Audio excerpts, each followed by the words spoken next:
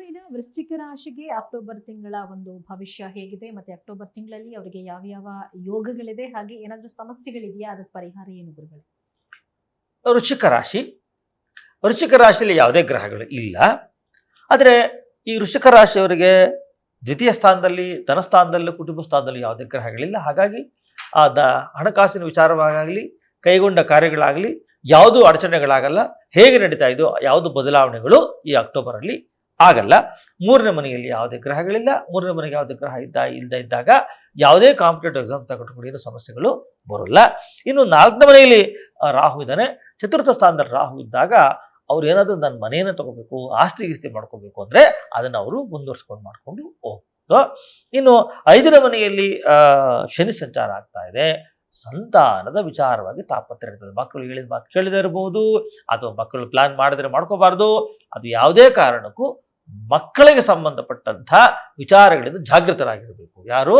ಈ ವೃಶ್ಚಿಕ ರಾಶಿಯವರು. ಇನ್ನು ವೃಶ್ಚಿಕ ರಾಶಿಯಿಂದ ಆರನೇ ಮನೆಯಲ್ಲಿ ಯಾವುದೇ ಗ್ರಹ ಇಲ್ಲ. ಆರೋಗ್ಯದಲ್ಲಿ ಅಂತ ವ್ಯತ್ಯಾಸ ಏನು ಬರೋಲ್ಲ. ಹೇಗಿದೆಯೋ ಅದೇ ರೀತಿಯಾಗಿ ಅಕ್ಟೋಬರ್ ತಿಂಗಳಲ್ಲಿ ಅವರು ಮುಂದಕ್ಕೆ ಹೋಗ್ತಾರೆ ಅಂತ.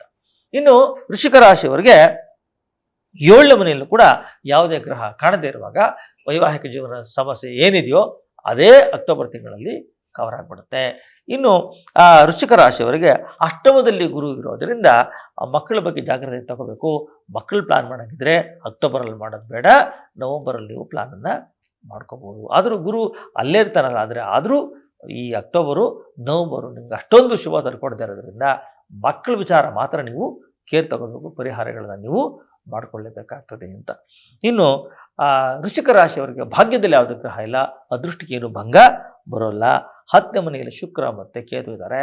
ಹತ್ತನೇ ಮನೆಯಲ್ಲಿ ಗೋಚಾರದಲ್ಲಿ ಶುಕ್ರ ಮತ್ತು ಕೇತು ಶುಭಾಶುಭರಾಗಿದ್ದರೂ ಕೂಡ ಅವರು ತಟಸ್ಥರಾಗ್ತಾರೆ.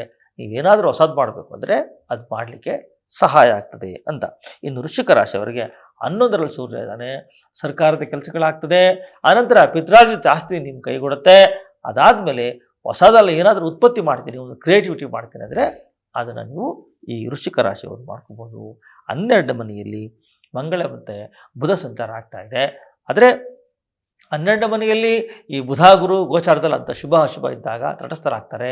ಆದರೂ ಕೂಡ ಯಾವುದೇ ಕಾರಣಕ್ಕೂ ನೀವು ಹೊರ ದೇಶದ ಅಥವಾ ಹೊರ ರಾಜ್ಯದ ಪ್ರಯಾಣವನ್ನು ಅವರು ಕಡಿಮೆ ಮಾಡಿದ್ರೆ ಒಳ್ಳೆಯದು.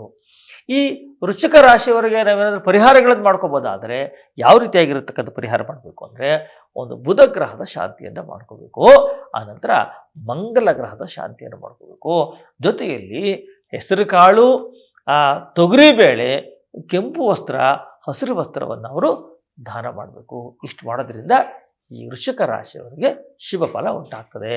ಆದರೆ ಇವರಿಗೆ 80 ಭಾಗ ಶುಭ ಇದೆ, 20 ಭಾಗ ಶುಭ ಇದೆ. ಪರಿಹಾರ ಮಾಡಿಕೊಂಡ್ರೆ ಈ ಅಕ್ಟೋಬರ್ ತಿಂಗಳು ಅವರಿಗೆ ಶುಭ ಆಗ್ತದೆ.